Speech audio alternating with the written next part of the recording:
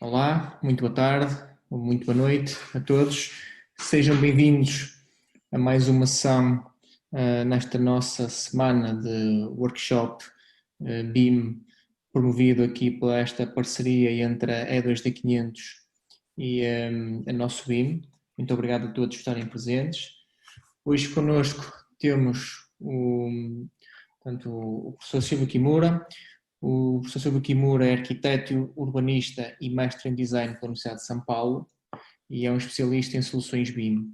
Portanto, tem já mais de 20 anos de experiência, muito relacionados com o desenvolvimento de métodos e ferramentas de trabalho para a integração de novas tecnologias nos processos de projeto, arquitetura e engenharia. Desde sempre esteve muito ligado e continua ligado neste caso à Software House, à Bentley Systems. É um dos principais utilizadores desta ferramenta e para além disso é também desde a primeira edição em português professor no International Master BIM Manager, promovido pela nosso BIM. Portanto, eu não me vou alongar muito mais nesta introdução.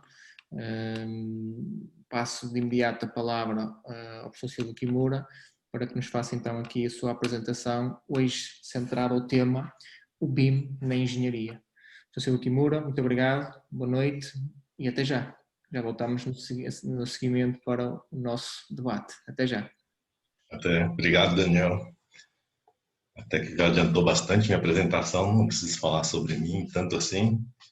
É um tema interessante, porque, na verdade, eu sou um arquiteto, nós vamos falar sobre o BIM na engenharia. Então, o principal ponto do BIM, o principal foco que os processos em BIM envolvem, é a colaboração. Então, eu queria colocar, eu aprendi até com o professor Cláudio Lima, que dá os cursos sobre ArchiCAD nos Masters. Vou compartilhar minha tela aqui. Espero que esteja aparecendo. Parece que está. Sim, Silvio, estamos a ver. Ok. Então, falar sobre trabalho colaborativo para pensar um pouco a respeito desse trabalho colaborativo, né? Que a gente, quando trabalha na própria área, fica sempre ligado ao seu próprio processo.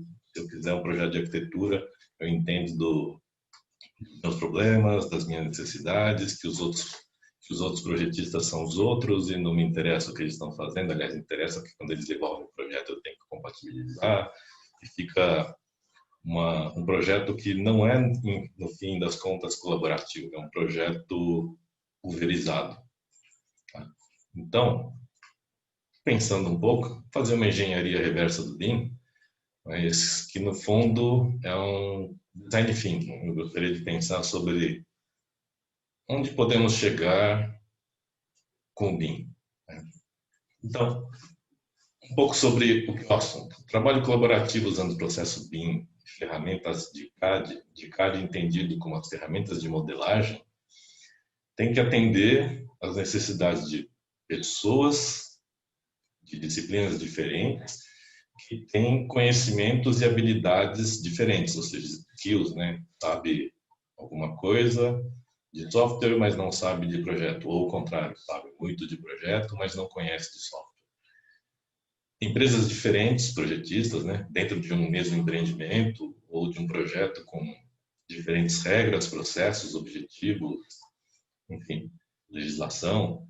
E existem os dados que devem ser trocados, que são oriundos de diversos tipos de criadores de informação, software diferente, escritórios diferentes, com worksets, datasets ou famílias e partes de diferentes origens, ou até mesmo de formatos diferentes de arquivo. Essas necessidades requerem o uso de tecnologias apropriadas para permitir a colaboração, né, entre essas condições diferentes. Para as pessoas colaborarem efetivamente, todos os envolvidos devem ser, no mínimo, capazes de visualizar o modelo, compartilhado ou não. Existem diversos participantes, né, sempre tem nos projetos, que não têm nenhuma habilidade com o modelamento, né, com a modelagem, com o modelador CAD. Às vezes nem com as ferramentas de visualização, que vários softwares têm, só para visualizar o arquivo, não edita, é o que as empresas de software vendem para a gente. Dizem que tem o software de modelagem e tem o software para visualização para o seu coordenador. Então, existe uma necessidade também de tecnologia de visualização simplificada para essas pessoas que não têm habilidade nenhuma com CAD ou mesmo com ferramentas de visualização. As empresas, né, projetistas, fornecedores, fabricantes, seja de estrutura metálica, de painéis, de louças sanitárias ou de equipamentos industriais, bombas, os clientes, né, os órgãos reguladores, todos deveriam, né, eu coloquei devem, mas deveriam colaborar coletivamente num ambiente virtual que seja seguro, que garanta o cumprimento de normas, padrões e requisitos tanto do grupo quanto de cada empresa. Então, aqui eu estou falando não de um Common Data Environment, estou falando de um ambiente para Community Collaboration, para que toda essa comunidade de participantes possam colaborar ao mesmo tempo. Os dados, né? Os dados são a forma mais básica, né, para colaborar, porque são os dados que permitem trocar a informação entre múltiplas plataformas, seja de CAD ou de análise, ou seja, é importante que a informação, é importante que existam capacidades de interoperabilidade, poder trocar os arquivos entre eles. E além dessa forma básica, os modelos de múltiplas ferramentas de CAD devem ser organizados ou montados, né, assemblies, em um ou mais modelos federados. Então, para que um projeto colaborativo possa acontecer em tempo real, hoje a gente sabe que não existe, né? O projeto é uma atividade que exige interação entre os integrantes do grupo, tá? dos projetistas. Esses integrantes, inclusive, podem estar espalhados geograficamente pelo mundo, tá? Não só pelo país, mas pelo mundo, em localidades diferentes. Então, existem modelos 3D que são heterogêneos, ou seja, os modelos não são do mesmo formato, nem do mesmo, às vezes nem da mesma escala, e todos eles têm que ser integrados. Mas não estou falando de uma visualização. Então, acho que o ideal seria podermos trabalhar simultaneamente em modelos de diferentes tipos, como, por exemplo, padronizar os comandos em um formato neutro de comandos. Estou escapando um pouco da questão do formato de arquivo. Então, por que não pensar antes e padronizar o comando? Todo software de modelagem tem que ter um comando de colocar parede, de colocar vigas, de colocar portas, janelas, ou mesmo uma linha, ou mover, copiar, rotacionar. Poderia se criar uma linguagem para uma linguagem neutra para comandos de modelagem.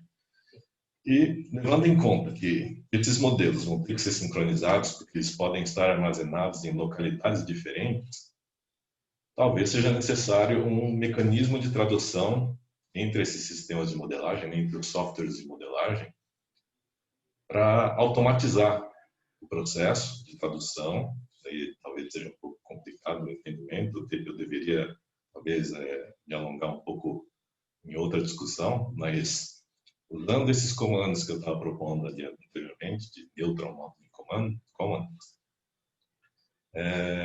o sistema de colaboração, não o Common Data Environment, o Community Collaborative Environment, estou mudando o nome, né? Deveria permitir o uso desses comandos neutros para modificar os modelos sem a necessidade de conversão. Isso que seria interessante. Não converter os modelos, mas usar um formato neutro de comandos.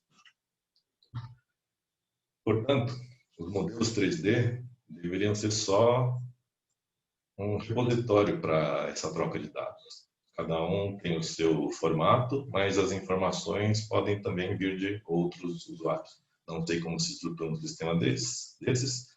Pode existir em outras indústrias, mas aqui na construção civil, né, na engenharia civil, não é ainda uma realidade. E nesse formato, os sistemas de colaboração deveriam ser capazes de receber um modelo como um pacote de entrega de projetos. Estamos falando do delivery, né, da entrega. Seria importante ter um formato de entrega de modelos BIM de diversos fornecedores que contenha informação estruturada, padronizada, comum a todos. E aí, quando o recebedor, o cliente, né, quando recebe o arquivo, vamos dizer, uma entrega, então, eu recebi um modelo como entrega, eu sou o owner operator do empreendimento, eu deveria receber esse modelo inteiro e subdividir os componentes de acordo com a estrutura de arquivo para cada fim, para cada uso. Então, só um exemplo simples, assim, falando. Tem um projetista que faz em Revit, outro que faz em Revit, outro que faz em Open Buildings e outro que faz em TQS. É tipicamente como acontece, né? São vários projetistas diferentes com modelos diferentes. Hoje o que se faz é colocar o modelo em um repositório. Todos os arquivos são colocados lá, alguém monta um modelo federado e todos os usuários conseguem visualizar por meio desse modelo federado. E aí cada um com a sua atividade pega a informação a partir desse modelo. O que eu estava pensando é que talvez poderia ter um modelo coordenado em que tudo isso aqui foi convertido, existe um processo de conversão para colocar num modelo único de entrega, e a partir desse modelo de entrega, cada usuário pode pegar a sua informação com o seu modelo, ao invés de ter que procurar a informação dentro de um modelo que pode ter vindo de um Revit, de Open Buildings ou de um TQS. Seria importante ter um formato aberto que possa conter, então, em primeiro lugar, a estrutura federada dos arquivos, modelos, suas ou partes, ou instâncias, ou famílias, ou o que for. Tem que estar contido nesse modelo, nesse formato aberto. Uma geometria precisa, a gente fala em geometrias e nós estamos falando de cada vez mais projetos mais complexos, com geometrias em curvas, superfícies complexas, deveria conter essa informação também. Não transformar simplesmente um modelo numa superfície e não volta mais a ser sólido, por exemplo. Poderia conter a iluminação que nós colocamos no modelo. Alguns softwares de modelagem colocam pontos de iluminação. Tá? Eu estou comentando o Open Buildings faz isso, coloca os pontos de iluminação. Eu não tenho conhecimento de todos os softwares para modelagem em BIM, mas esse é um caso que, dentro do modelo do Open Buildings, nós colocamos pontos de luz, por exemplo, materiais de render, fazer um render, fazer uma imagem fotorrealista, né? O mesmo arquivo poderia também conter as texturas, informações construtivas, ou seja, detalhes para execução ou para construção ou mesmo fabricação do elemento que está no modelo. Anotações em 3D, ou seja, os objetos contêm anotações nele mesmo que a gente pode acessar. Pode ter até questão de tolerância, se for fabricação, né? Atributos e propriedades, isso é básico, né? Que até todos sabem que o IFC faz isso também, né? Baseado em XML também, como é o IFC. E quais as opções que teríamos, né? Existem discussões aí sobre o OpenBIM como um formato não, é uma discussão para conseguirmos um formato que atenda vários requisitos que contenham algumas informações estruturadas dentro de um arquivo de exportação de troca de informação, mas que possa ser talvez ainda aberto, livre, editável, expansível. Tem muitas outras funções que eu não coloquei, não listei. É lógico que tem muitas pessoas discutindo a respeito, né, do grupo do OpenBIM, e que o resultado vai ser um formato que permita essa troca, mas ao mesmo tempo, quem sabe aquilo que eu coloquei anteriormente no Community Collaborative Environment, que todos possam colaborar em cima do mesmo modelo, quem sabe ele não é o formato que unifica todas essas atividades. A indústria mecânica, por exemplo, tem o formato JT, que contém esses atributos. Eu só coloquei aqui como uma provocação, porque esses atributos são exatamente os do formato JT. JT é um formato que a mecânica usa já há alguns anos, ele veio sendo desenvolvido por vários anos, e o que acontece é que a indústria mecânica, vamos falar automóvel, aeronáutica, navios nem tanto, mas essas indústrias que dependem fortemente da produção mecânica, tinham os mesmos problemas que nós temos hoje na construção civil. Existe uma dicotomia do modelo, o modelo acaba quando o desenho é emitido. Vamos dizer que, ao acabar uma etapa de projeto, vou pegar um exemplo, projeto executivo, quando ele vai para a obra, em muitos casos, as empresas, né, as construtoras, até refazem o projeto de acordo com a sua engenharia de valor para poder adaptar o processo, adaptar os projetos aos seus processos construtivos. Então, significa que o modelo original e os desenhos são praticamente jogados fora e se refaz o projeto. E é uma análise que já foi feita até que 90% dos modelos da informação de projeto é desperdiçado, né? Porque de uma etapa para outra, se eu troco, nem é intencional, é porque acontece que no projeto conceitual, por exemplo, se for definido que a estrutura metálica vai ser de um determinado fornecedor, e no momento da construção, a construtora faz o orçamento com esse fornecedor, e fica muito caro, então nós vamos trocar de fornecedor, mas o outro fornecedor usa um outro sistema. Quando mudou o sistema, eu tenho que jogar fora o projeto e o modelo e começar do zero, na verdade. Porque só vai, aqui falando de engenharia, né? Só vamos poder aplicar a área e o espaçamento entre pilares e as cargas que são aplicadas nos pilares. Só isso. O resto tem que ser todo refeito. Cargas de vento, coisas assim. Mas em termos de projeto estrutural, vai ter que ser todo refeito, porque mudou-se o sistema por uma questão de custos. Então, na hora de executar, quando a construtora executa o seu projeto, aquele projeto original que nasceu com o fornecedor X não atende à necessidade. Então, é importante a gente sempre se questionar, né?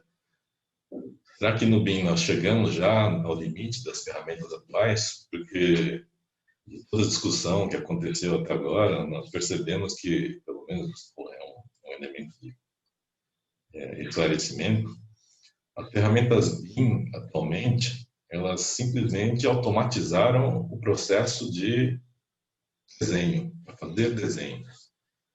Então, vamos pensar assim que, com a introdução dos processadores de texto, porque antes a gente escrevia os textos à mão, ou como se falava, né, batia o texto na máquina de escrever, usar um processador de texto continua sendo o mesmo processo de pensar. Quando nós pensamos em um texto, eu continuo usando o mesmo processo. O que mudou foi uma ferramenta que me permite criar um texto digital. No processo do BIM, praticamente o que aconteceu depois da mudança do desenho na prancheta para o desenho em CAD, AutoCAD, o que aconteceu foi uma mudança que foi lógica, foi fácil de aceitar, não muito, né? Mas tem a vantagem porque pelo menos o CAD tem o undo, que no desenho na prancheta não existia, a gente tinha que raspar com gilete, isso era trabalhoso. Mas acontece que as vantagens que ele começou a apresentar no longo prazo compensavam a perda de produtividade inicial e mudaram para a prancheta eletrônica, né, vamos dizer. E o BIM, apesar de fazer um modelo em 3D, assim, facilitar a coordenação dos projetos, criar projetos mais coordenados que evitam colisões, incompatibilidades entre disciplinas, muito bom, mas ao final todos emitem um desenho e é o desenho que é a ferramenta, o desenho é o produto final do projeto. Então, perguntar assim, e no futuro, por que nós paramos na automação do desenho? Quais são os objetivos que deveriam ser atingidos com a modelagem, com os processos em BIM? Ainda não chegaram, ainda não temos nem perspectiva de atingir. O que queremos para evoluir essas ferramentas? Hoje, a ferramenta toma muito do nosso tempo em configurações. Nós temos que criar bibliotecas de famílias, configurar o software para que ele substitua a linha da parede em uma linha com espessura X, com preenchimento cinza ou verde claro. E esse é o tempo que a gente perde configurando uma ferramenta que devia facilitar a nossa vida. Deveríamos ter mais funções mais automáticas, que o usuário não tenha que perder tempo configurando se o Move vai andar com ponto 1 ou se ponto 01. Não importa isso. Né? Eu acho que o mais importante para a gente é a gente fazer engenharia, fazer arquitetura, não ser especialista numa ferramenta BIM. Temos que ser especialistas em engenharia, em arquitetura. Então, quais são as funcionalidades que não existem hoje? E como colaborar, principalmente, de maneira mais eficiente? Por isso, eu coloquei essa questão do Open BIM e de um formato para colaboração, mais do que só um formato de troca. Ele deveria ter um formato para colaboração. Para mim, trabalho colaborativo depende de colaboração, óbvio, né? Óbvio, mas não estamos nesse ponto ainda. Cada um dos escritórios projetistas trabalha com um núcleo independente. Terminei meu projeto, está entregue, fui pago, encerrou meu trabalho. Não está sendo, não foi colaborativo, não foi um projeto em que todos trabalharam ao mesmo tempo no mesmo modelo. Um pouco de utopia mesmo, mas não pensarmos, né? O design thinking é isso. Se eu não pensar adiante, onde eu quero chegar, nós não vamos chegar nunca lá. Então tem que planejar onde nós queremos pegar. Obrigado. Félix, eu vou parar o compartilhamento aqui um momento. Obrigado, Silvio, pela apresentação e por estas questões que nos deixou aqui, que de facto nos leva, certamente a todos, a refletir um pouco para além do...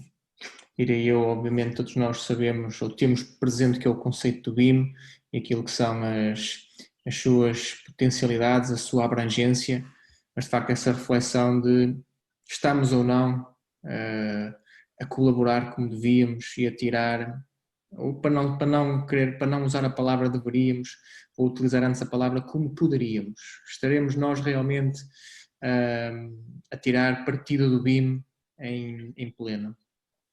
Antes de passarmos aqui ao debate e às possíveis perguntas, portanto, abrindo já aqui o espaço para que quem está a assistir possa colocar perguntas no chat, eu vou fazer aqui uma rápida apresentação do curso que nós estamos a promover com, portanto, nós, a E2D500, juntamente com a nosso BIM. Portanto, vou só aqui compartilhar a minha tela. Um momentinho, por favor. Penso que já estarão a ver. Então, desafio então os nossos assistentes, a nossa assistência, a colocar algumas questões para que depois possamos debater aqui um bocadinho até sobre as perguntas que o professor Silvio deixou no ar. Entretanto, e não querendo amassar muito, eu vou fazer aqui uma rápida apresentação daquilo que são estas formações BIM que estão a ser disponibilizadas pela parceria E2D500 e a nosso BIM. A E2, fazendo uma rápida introdução, a E2D500 é um projeto educacional, provavelmente um dos maiores projetos educacionais de amplo alcance no Brasil, que pretende chegar, portanto, a 500 escolas, que tem, portanto, a ideia aqui é termos cursos de alto padrão. Há várias áreas, este workshop em particular que diz respeito ao BIM, e portanto o que eu vou apresentar aqui rapidamente é o curso BIM que está a ser disponibilizado. Este curso BIM tem 3 variantes, ou digamos assim, 3 possíveis caminhos que se podem seguir, que vou já apresentar de seguida, mas aqui no fundo temos já aqui a apresentação da questão, que é na arquitetura, a seguinte na engenharia e a outra variante é na construção e gestão. O curso é essencialmente é um curso totalmente e-learning, e quando falamos em e-learning estamos a falar verdadeiramente de curso, portanto EAD. Tem 480 horas e alguns daqueles que são os diferenciais deste curso é que é um curso multiferramentas, portanto é um curso de multiplataformas. Aquilo que estávamos a falar há pouco aqui na apresentação do professor Silvio, da questão da interoperabilidade e da relação, portanto, até neste sentido de entender o conceito BIM, que é muito para além daquilo que são os softwares. Os softwares ou as ferramentas são essenciais enquanto suporte do trabalho, mas é importante que haja esta interoperabilidade. E, acima de tudo, é um curso baseado no trabalho colaborativo. Portanto, os nossos alunos serão desafiados a desenvolver trabalhos práticos que imitam o trabalho cá fora, imitam o real. E imitam no sentido da colaboração entre especialidades, precisamente para tentarmos fomentar ou alimentar esta ideia para acabarmos talvez ou tentarmos contribuir com a nossa parte de minimizar este erro que o professor Silvio falava há pouco, de cada um fazer a sua parte e achar que está feito. O BIM permite, de facto, muito mais que isso, e é isso que nós desafiamos os nossos alunos a desenvolverem nos trabalhos práticos. O ensino, ou neste caso a progressão no curso, é uma progressão contínua, de avaliação contínua, e os alunos vão adquirindo perfis BIM. Perfis BIM, no fundo, que estão relacionados com as competências que se vão adquirindo. O entorno é completamente digital, com várias infraestruturas, desde dos softwares ou das ferramentas para a modelagem, os próprios servidores BIM, ferramentas que permitem a comunicação entre o grupo e até, portanto, a questão da gestão da informação.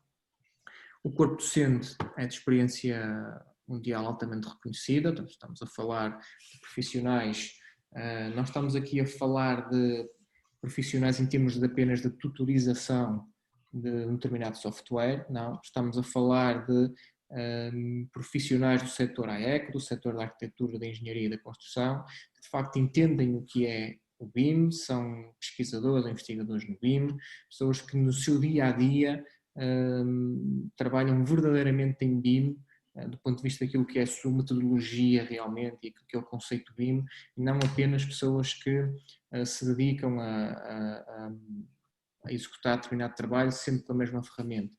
Prova disso até é que de facto hoje estamos aqui a falar de BIM na engenharia e como o professor Silvio referiu, é um arquiteto, eu também sou arquiteto, mas o importante nestes cursos que estamos aqui a disponibilizar e nesta discussão que hoje aqui temos de trazer é que o BIM é uma metodologia, é um conceito que é transversal a qualquer um dos profissionais, por isso é que termos uma quantidade enorme de diferentes usos BIM, consoante aquilo que são as necessidades, as expectativas que cada projeto, que cada organização pretende. Para além do trabalho colaborativo em si, o facto de isto ser um entorno completamente digital e de estarmos todos conectados uns aos outros, esta possibilidade de chegarmos a um número tão grande de escolas e a um número tão grande de utilizadores permite criar também aqui um networking colaborativo extremamente interessante. Aqui vemos então a tal avaliação progressiva, estamos a falar que ela é dividida nestes 3 momentos, nestas 3 etapas, o BIM Coordinator, o BIM Specialist e o BIM Expert. Estas 3 etapas equivalem a 3 certificados e vemos aqui o custo que cada uma destas etapas tem.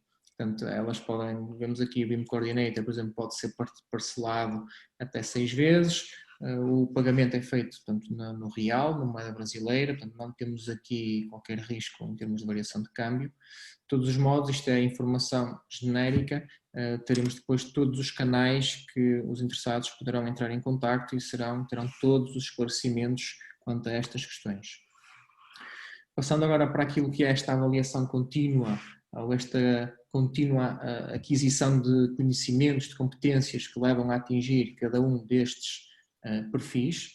O BIM Coordinator, estamos a falar de um profissional que, após atingir este perfil, está apto para fazer modelagem básica, modelagem 3D BIM, bem como o desenvolvimento de alguns objetos, mas acima de tudo é alguém que entende o que é o trabalho colaborativo e por isso, para além de conseguir estar inserido numa equipa e trabalhar colaborativamente em BIM, é alguém também que já pode coordenar uma pequena equipa que esteja a desenvolver num determinado momento a fazer um trabalho em BIM.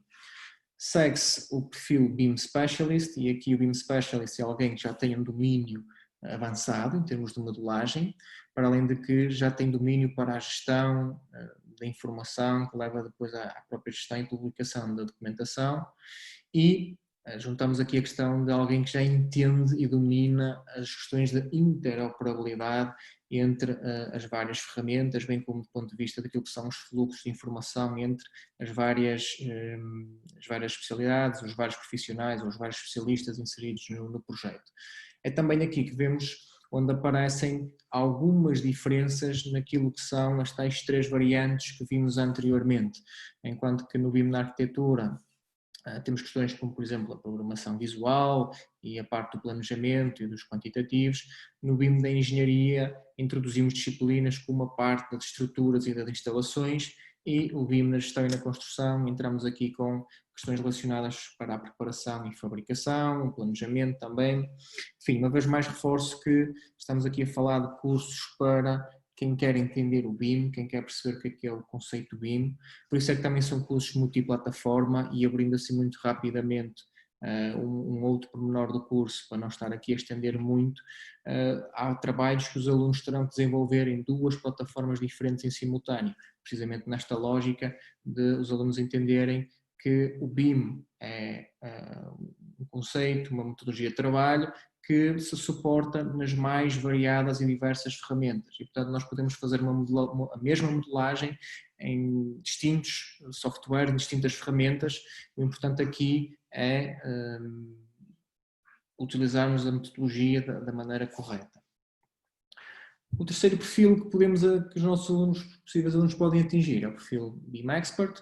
Portanto, isto é sempre cumulativo, portanto, estamos sempre a incrementar competências e conhecimentos aos perfis anteriores. O BIM Expert, junto aos perfis anteriores, esta parte da gestão da informação a um nível já elevado, que permite fazer aqui até já o controle de qualidade do modelo, bem como fazer a detecção de colisões nos modelos. Neste caso utilizamos o Solibri Model Checker para esse trabalho, é um dos trabalhos que se faz, é precisamente federar os vários modelos e encontrar as colisões.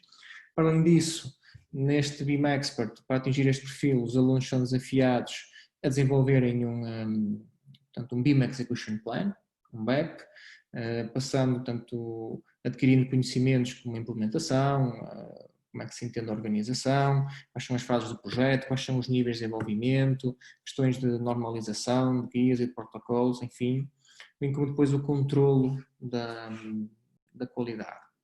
Portanto, isto são cursos, no fundo, os tais cursos de alto padrão, de facto, portanto, com profissionais devidamente reconhecidos pelo trabalho que desenvolvem do ponto de vista daquilo que é a sua atividade no mundo do setor da construção, mas a sua atividade em BIM. Para qualquer esclarecimento adicional, poderão contactar-nos pelos canais, pelo e-mail, ou visitar a mesma página da E2D500, portanto e2d500.com.br, onde poderão ter mais informação sobre estes cursos BIM e entrar em contacto se tiverem alguma dúvida. Passando agora aqui para a parte da discussão, portanto, não sei se entretanto, vou só aqui verificar se já temos perguntas, se já temos aqui algumas perguntas que ajudem aqui à nossa discussão, portanto, com o professor Silvio. Eu aproveito aqui no fundo para abrirmos esta questão da discussão da temática. Silvio há pouco falava, portanto, pegando naquilo que são as questões que o Silvio levantou, de facto parece que estamos ainda muitos cada um a trabalhar no seu cantinho, não é? Estamos cada um a querer fazer, integrar e o problema está resolvido. Isso será apenas um obstáculo ainda de estarmos muito formatados numa determinada forma de fazer, ou poderemos ter aqui outros fatores, da sua experiência, poderemos ter aqui outros fatores.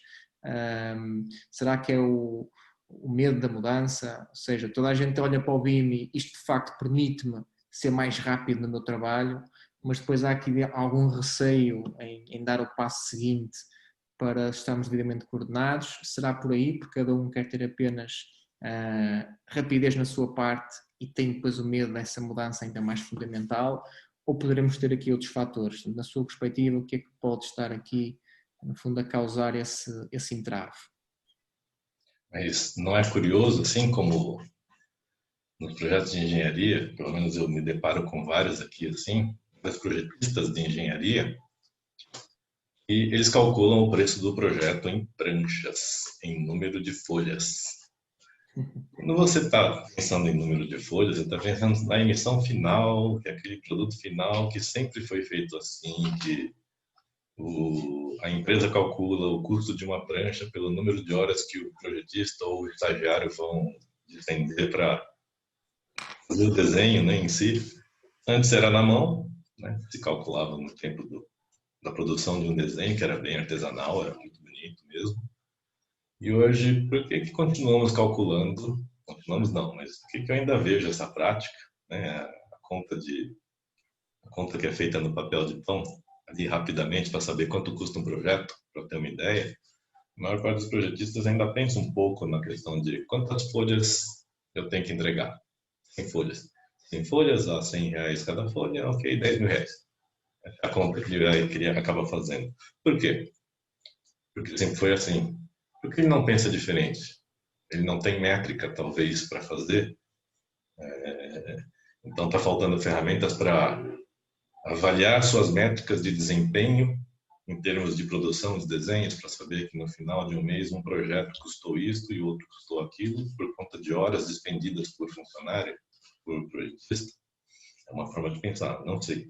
Isso está na origem, lá na raiz, né? No começo dos projetos, tem uma forma de calcular o custo que está baseada numa coisa ultrapassada, que é a folha. Muitos projetos hoje já são entregues assim, né? Em formato DWG ou PDF. Mas se a gente pensar bem, no fundo, uma entrega em DWG ou PDF, qual a diferença de entregar uma folha impressa? Você tem que gerar a folha do mesmo jeito. Então, eu tenho ainda um processo que está vinculado a uma entrega de um produto que é um desenho. Então, uma analogia que eu acabei percebendo na minha dissertação de mestrado, né, que eu falei sobre design de automóveis, os modelos digitais do design de automóveis. Eu percebi que lá no design de automóvel levou um tempo para eles mudarem, claro, foi só nos últimos 20 anos que isso ficou muito consolidado. Mas o modelo que nasce lá no design, pelo designer, a conceituação, aquilo que é bonito, com superfícies, com iluminação, cores, materiais, ele pode seguir em frente. Ele vai para a engenharia para ser desmontado em superfícies. As superfícies são analisadas em superfícies classe A, que é uma superfície bastante complexa que serve para a fabricação da ferramenta de estamparia. É o mesmo modelo. Eu não preciso ficar vamos dizer, o projeto não, o design, o projeto do designer não morre quando ele entrega o projeto. O modelo e o projeto continuam, mas é um modelo que segue em frente. A emissão de documentos serve talvez para comprovar legalmente que esse projeto foi feito por esse designer. Ou seja, eu apresento isso no escritório de patentes. Esse foi feito um projeto. Mas quem segue para trabalhar, ou seja, para o engenheiro de produção, preparar as ferramentas de estamparia, as ferramentas de fabricação, ou o que for, programação das máquinas de CNC para produzir uma peça, pode ter como base o mesmo modelo que nasceu lá no design e foi evoluindo, foi ganhando precisão, foi ganhando precisão de superfície, né, ele começou com 0,1 milímetro de precisão e vai caindo, vai subindo, né, para casa de 3, 4 casas abaixo da vírgula de milímetros. Então, o que eu quero dizer é que a superfície que foi gerada ali por um designer, com conceituação visual, ele vai seguir até a ferramenta lá na frente, até sair primeira peça, um primeiro protótipo, um primeiro produto. A indústria mecânica tem alguns exemplos bastante interessantes, porque eles também já trilharam um caminho, já tiveram várias pedras nesse caminho, tropeçaram, voltaram atrás, descobriram que não funciona, tiveram que refazer. Então, muito do que eu até ouço um pouco nas discussões sobre o formato IFC já foi um pouco trilhado pela mecânica. Claro que os objetivos deles são outros, eles têm até uma outra associação para discutir o formato ideal de troca de arquivos, né? Mas, no fundo, a gente teria que entender que quem vai ser, né, a informação que eu vou passar para frente, para o próximo projetista, ou para a construtora, ou para o owner operator, né, para o proprietário e o operador do edifício, deveria ser um modelo e não desenho. É que hoje nós estamos presos legalmente com isso, né? Todos nós arquitetos ou engenheiros dependemos de uma entrega, né, para vamos dizer, registrar que eu fiz uma entrega. Sem essa entrega de desenhos eu não consigo receber um pagamento. Então tem uma estrutura de processo, não estou falando nem do projeto, tem uma estrutura de precificar, de entregar e receber o pagamento por isso ligado a um desenho e não a um modelo. Como fazemos isso? Não sei, um modelo. Aí eu estava falando, né, um modelo de OpenBIM, um modelo de padrões OpenBIM, que seja também seguro, que permita um registro seguro das transações que foram feitas nele. Não estou entrando em outro assunto, mas que permita registrar qualquer alteração que foi feita nele. Isso me garante que meu modelo, aquele que eu entreguei, foi até esse ponto.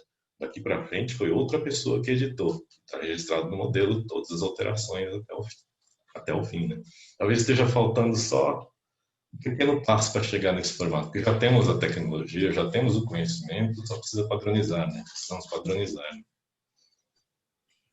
Eu vou até, Silvio, engaixar aqui uma pergunta e um comentário da Vaniel, que nos está a assistir, e que é curioso porque a Vaniel diz-nos que não é engenheira nem arquiteta, mas que ama o BIM como ferramenta e que imagina que é uma ferramenta ampla, diz ela como futura docente, que está encantada. Mas deixa uma pergunta que diz: quais são os reflexos do BIM durante o período de discussão do BIM?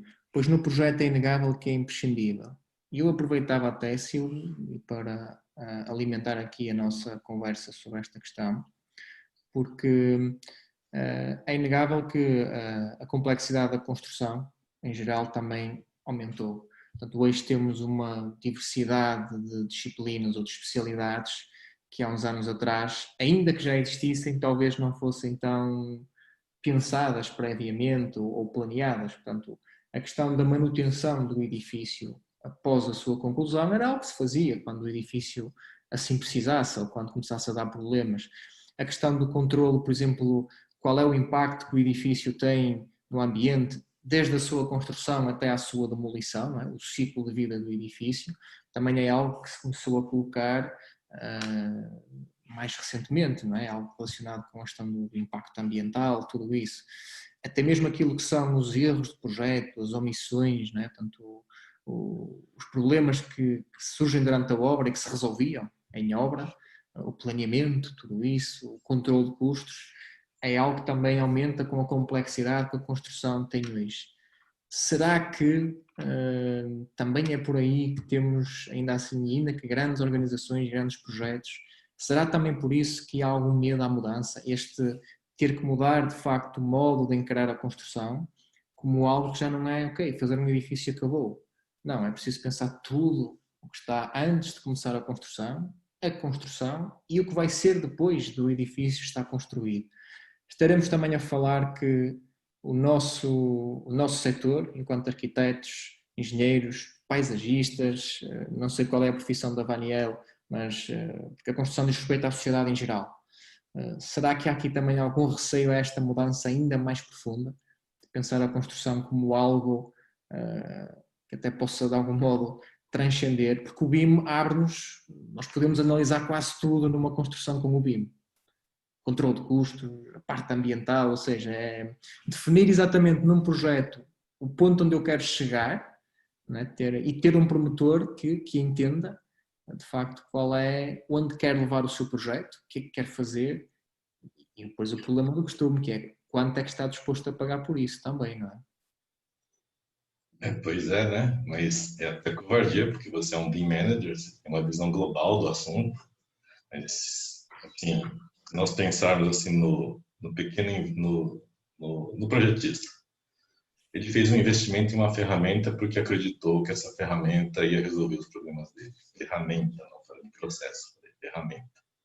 Ele comprou uma ferramenta. Então, ele comprou também, vamos dizer, um formato de modelo.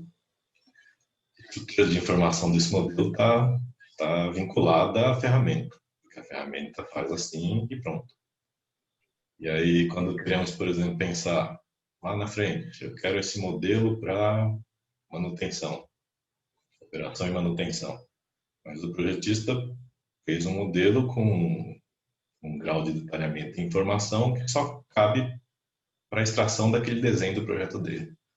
Por que ele não pensou em 6D? Não sei, o cliente pediu isso. Geralmente a pergunta é essa: o cliente pediu isso? Não pediu, então não vou incluir, porque é um custo.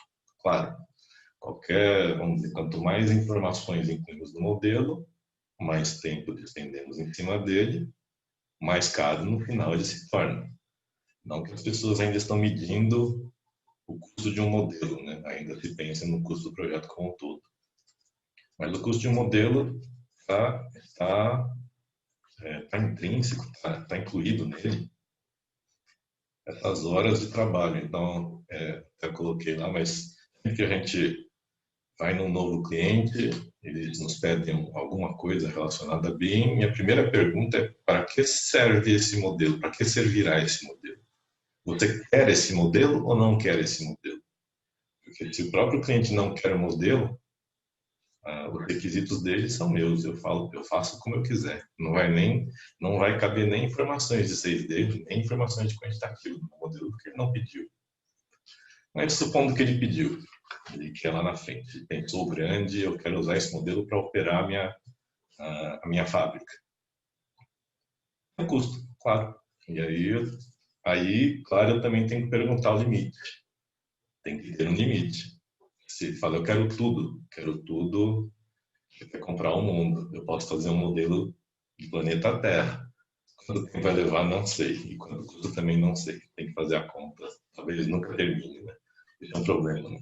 Mas é bem o triângulo que os engenheiros conhecem, né? Qualidade e prazo. Se você puxar para um dos lados, os outros são prejudicados. Não tem jeito. E a Vaniel perguntou sobre reflexo do BIM, Do período da execução.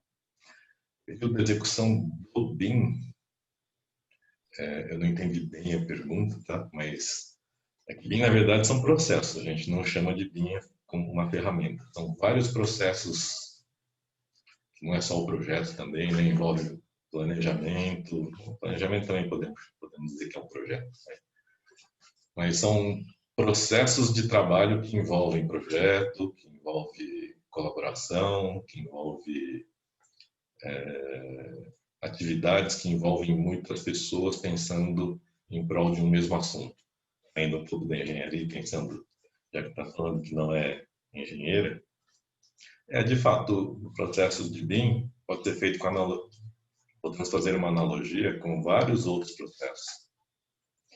Nós até escrevi um artigo em parceria com meu sócio, relacionando o BIM com um tal de PLM, que é Product Life Cycle Management, que é da indústria de produtos, né?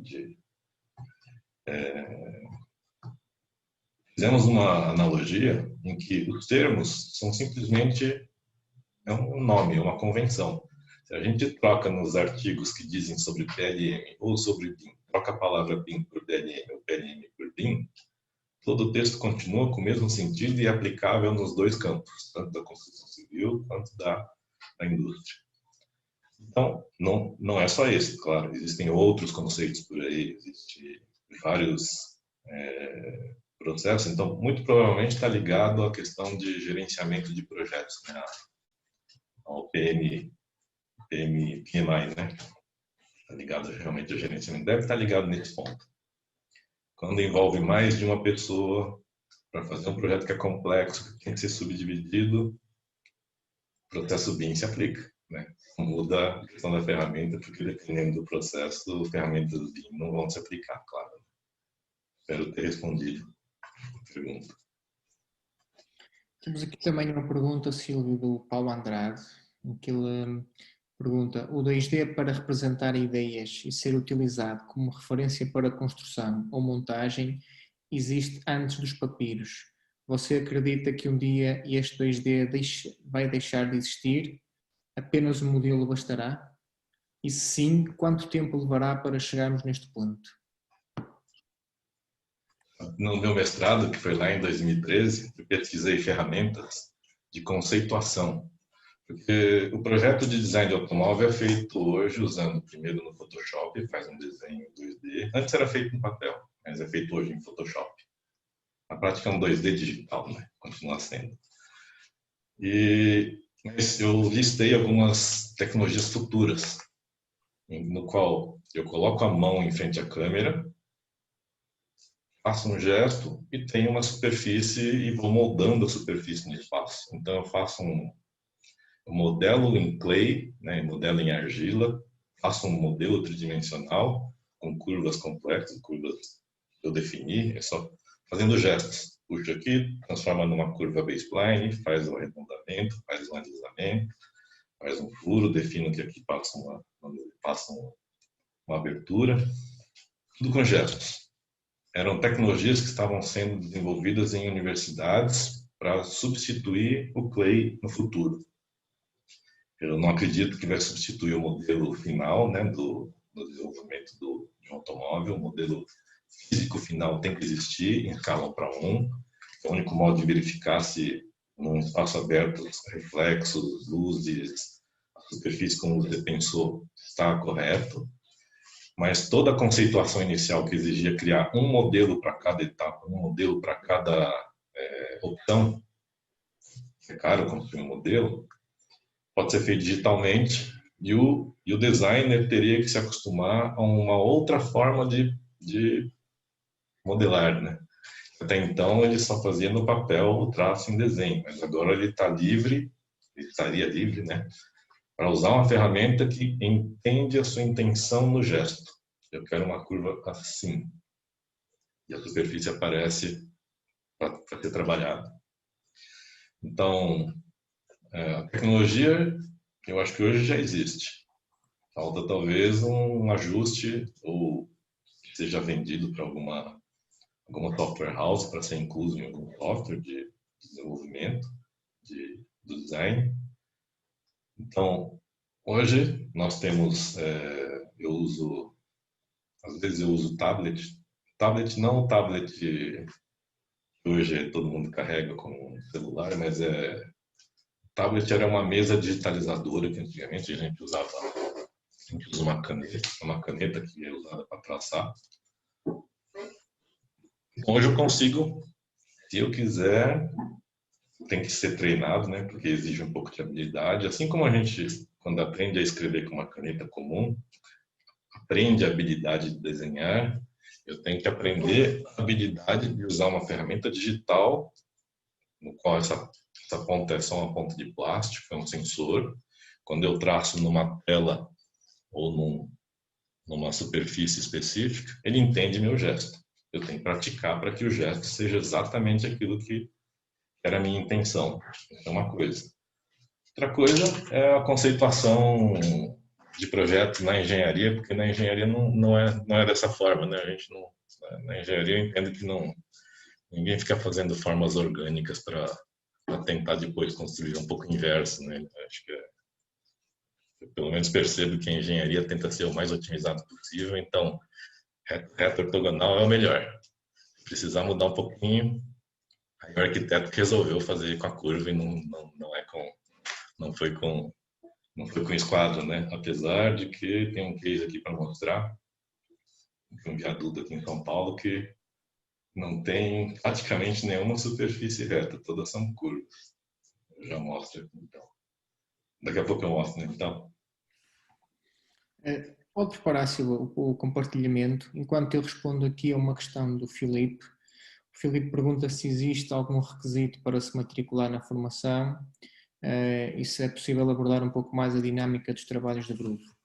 Então, Filipe, em termos de requisito, o que diria é que estamos a falar de cursos para alguém que de algum modo, sendo arquiteto ou não, sendo engenheiro ou não, sendo um gestor de obra ou não, mas há de ser alguém que está de algum modo ligado àquilo que é o setor da arquitetura, da engenharia e da construção, só terá eco à partida, que entende alguns destes conceitos, pelo menos do que é um projeto, o que é a parte das engenharias, o que é a parte da arquitetura, o que é a parte da gestão, daí ter um interesse em BIM. Tirando isso, não temos assim qualquer requisito, a não ser também que obviamente estamos a falar de utilizar muita tecnologia digital, muitas ferramentas, portanto aconselha-se também algum conhecimento informático, pelo menos para as questões das instalações, dos downloads, tudo isso, mas nada que não façamos quase todos no nosso dia-a-dia e cada vez mais. Quanto à dinâmica dos trabalhos, portanto, os trabalhos, como referi, procuram imitar o real, portanto, são trabalhos baseados, de facto, em projetos ou em edifícios que, de facto, existem. Os alunos são distribuídos por grupos ou por equipas, trabalham remotamente e através de servidores BIM, terão que definir os seus fluxos, terão que definir a atividade que cada um faz, terão que nomear um coordenador, terão que fazer modelagem, terão que fazer modelagem não só da arquitetura, como poderão fazer também modelagem das instalações. Enfim, aqui a ideia é que sintam de facto aquilo que é trabalhar colaborativamente em BIM, ter interoperabilidade em BIM com as diversas ferramentas, sendo que o que depois estamos a avaliar não é a sua capacidade de modelagem, nem nada que se pareça, é avaliar no fundo que atingem os conhecimentos necessários para que consigam chegar a um determinado resultado. Resultado esse que neste caso pode ser pedido uma modelagem, mas para terem essa possibilidade de experimentarem, tal como num ateliê, num estúdio, seja onde fosse, numa obra, o que é de facto o modelo BIM.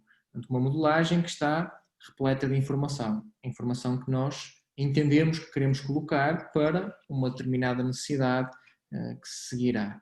Portanto, os trabalhos procuram, no fundo, esta dinâmica de simular ao máximo possível o real, levando o mais possível aquilo que são as boas práticas e os conceitos do BIM, da metodologia BIM.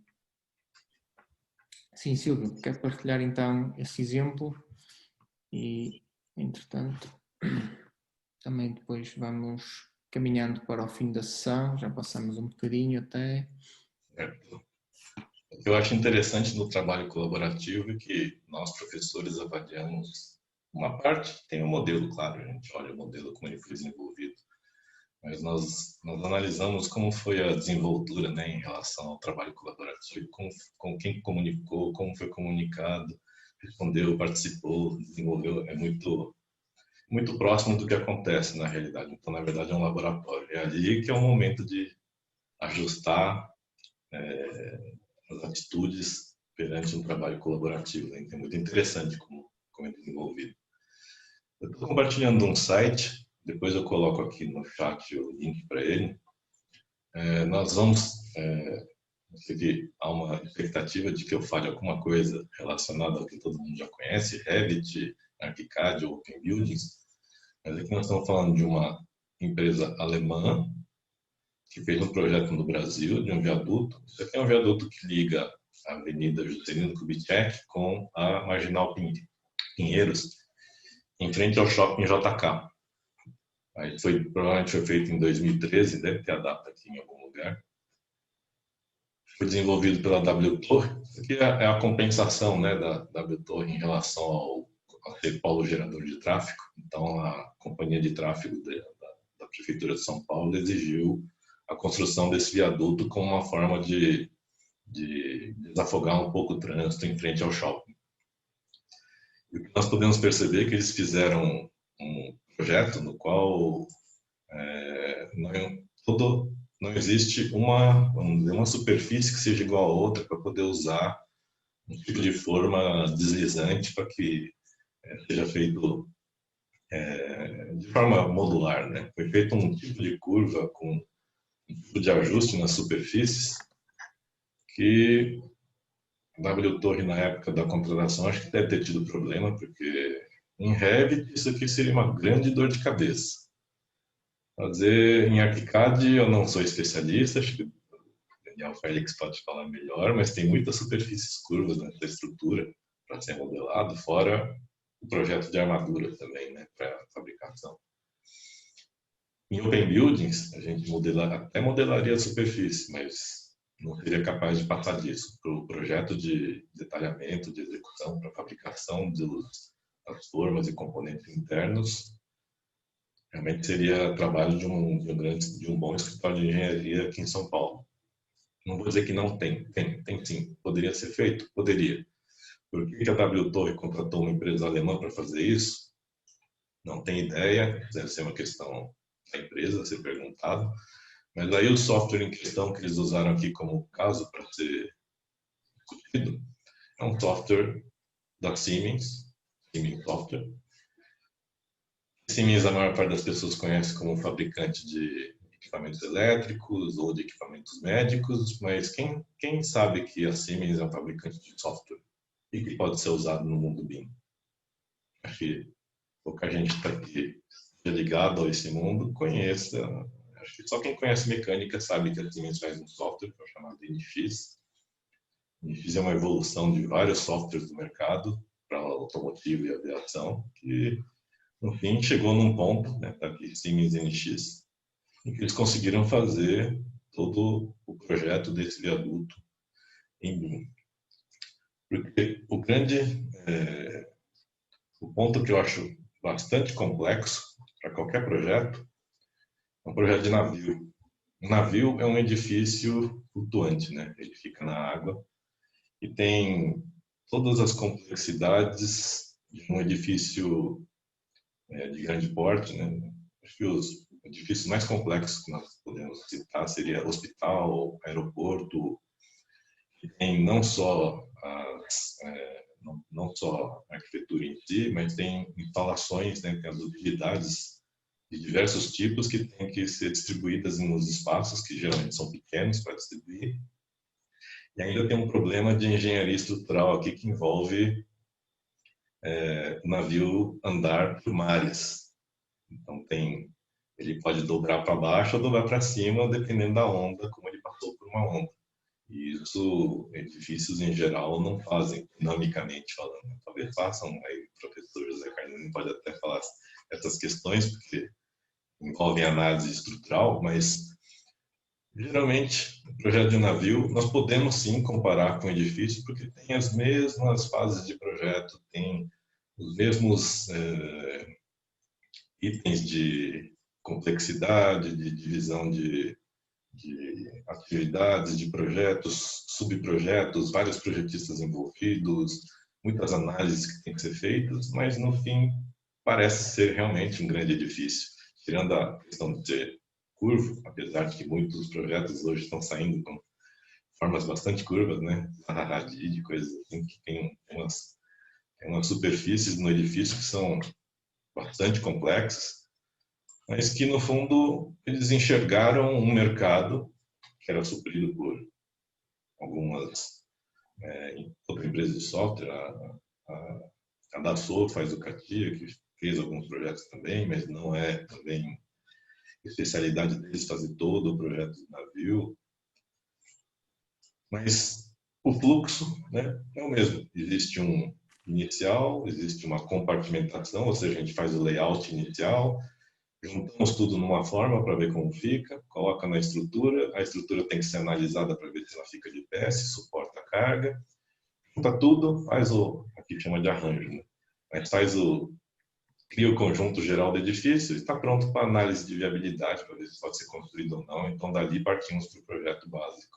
Estão vendo que os termos são muito parecidos que a gente usa na construção civil.